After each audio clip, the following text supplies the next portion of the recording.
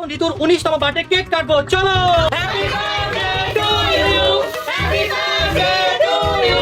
তোমাদেরকে এখন আমি ঋতুর আসল বার্থডে সেজ দেখাবো, আসো। এই দেখো গাইস,